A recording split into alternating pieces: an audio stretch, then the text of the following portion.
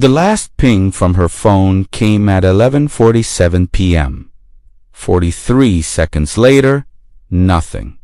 No signal, no movement, no trace. I've spent 6 months analyzing this case, and what I found challenges everything we thought we knew about modern disappearances. This isn't another true crime theory video. This is about the blind spots in our digital surveillance age. If you think GPS tracking means someone can't vanish without explanation, you need to hear this story. Because in 2023, an heiress with a fortune, security detail, and constant digital footprint disappeared in a way that shouldn't be possible anymore. And the answer isn't what investigators expected. Let me give you the framework first. When we talk about missing persons cases in the modern era, we're dealing with layers of digital evidence that didn't exist 20 years ago. Cell tower triangulation, GPS metadata, social media activity patterns, financial transactions,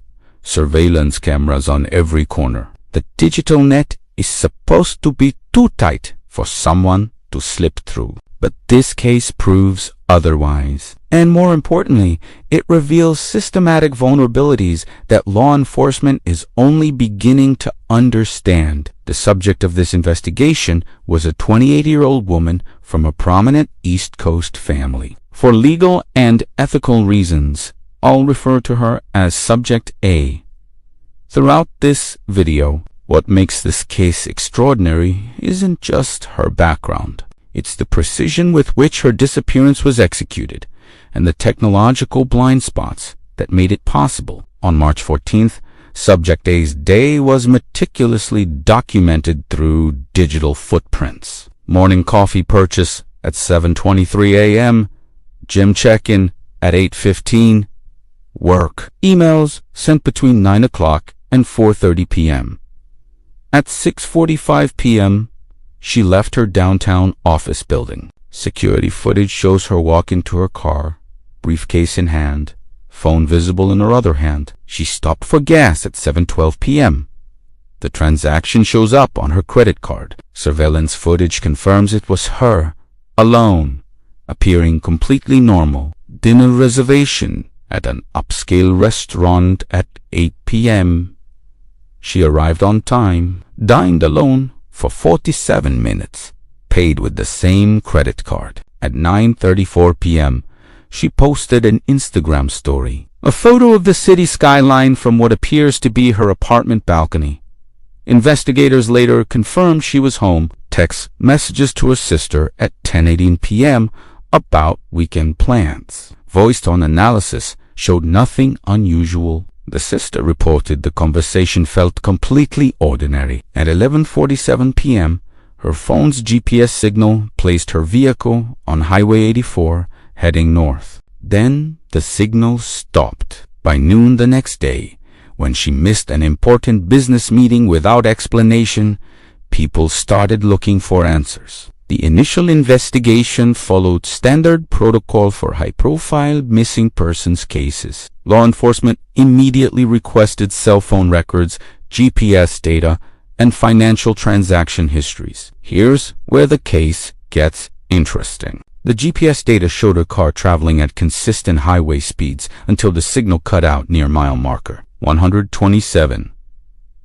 Investigators expected to find the vehicle abandoned at that location, possibly evidence of an accident or foul play. When they arrived at mile marker 127, they found nothing. No vehicle, no signs of disturbance, no debris, nothing. They expanded the search radius to 5 miles in every direction. Helicopter surveys, ground teams, K9 units. The search continued for 11 days. The prevailing theory became that someone had disabled or destroyed her phone, possibly indicating abduction or worse. But her vehicle was equipped with its own GPS tracker through the manufacturer's connected car system. That system showed the car continuing north for another 47 miles before that signal also went dark. This created a critical question. Why would the phone GPS stop at mile marker 127, but the car's independent system show continued movement?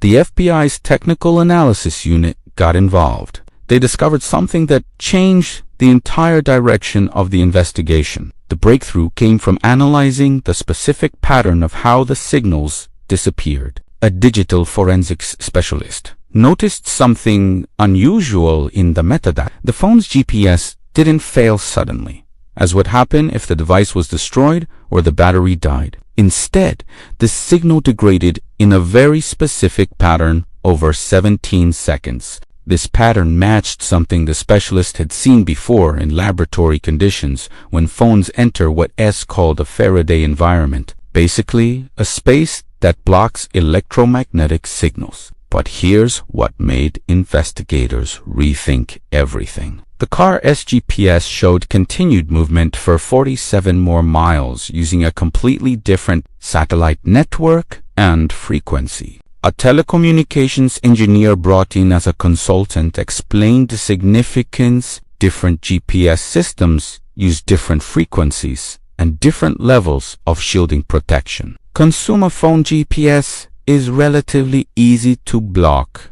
Automotive manufacturer systems are more robust but still vulnerable. Military-grade GPS is nearly impossible to jam without specialized equipment. The degradation pattern suggested intentional signal blocking, not equipment failure. They began looking for locations along that route where someone could create an electromagnetic dead zone without specialized military equipment. The answer was surprisingly simple and had been hiding in plain sight. Between mile marker 127 and the point where the car's GPS failed, there are 7 industrial facilities. Most are standard warehouses and distribution centers.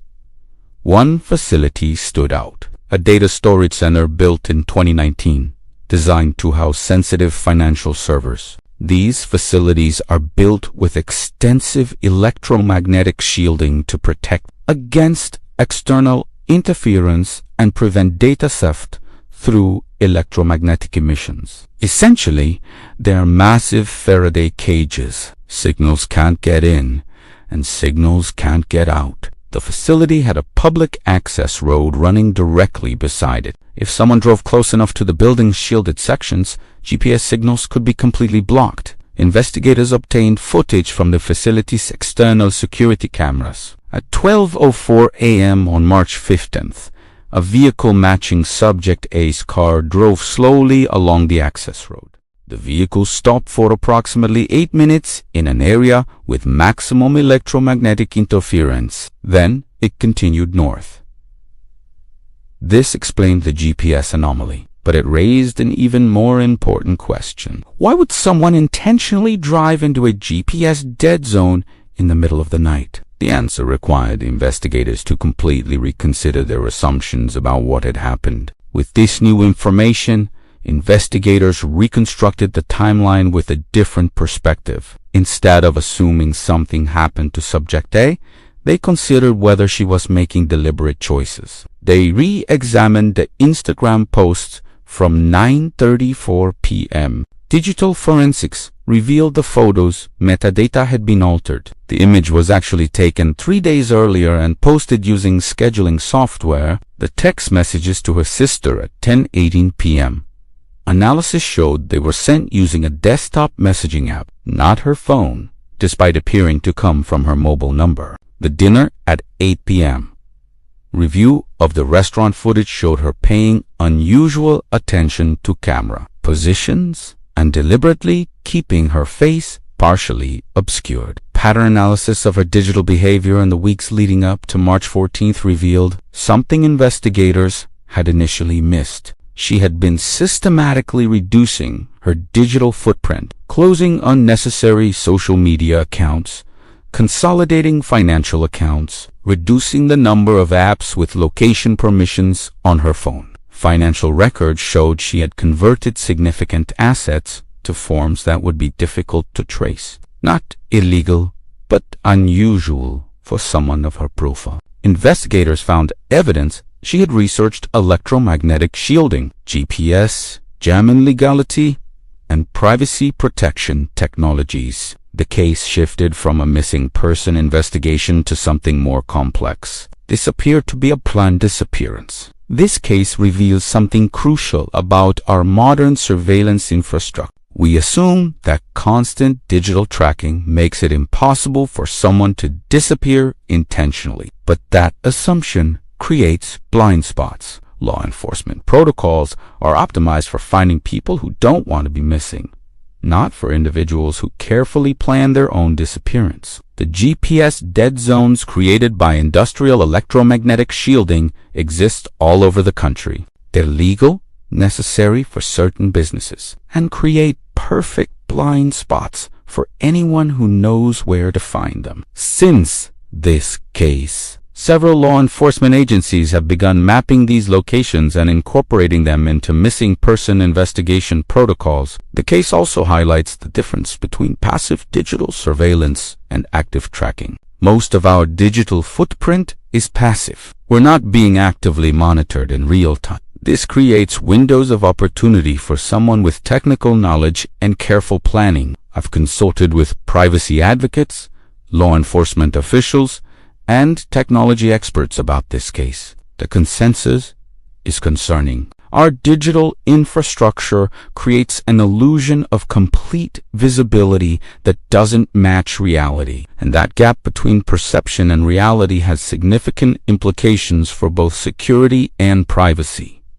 Subject A has not been located. The investigation remains open. There is no evidence of foul play, no indication she's in danger. What we learned from this case matters beyond one person's decision to disappear. It's about understanding the real capabilities and limitations of our tracking technologies. It is about recognizing that determined individuals with resources and knowledge can still slip through what we thought was an unbreakable digital net. For investigators, it means updating protocols and assumptions. For the rest of us, it's a reminder that privacy and anonymity aren't completely extinct in the digital age. They're just harder to achieve and require understanding systems most people never think about. If this analysis gave you a different perspective on digital surveillance and modern privacy, I'd appreciate your thoughts in the comments.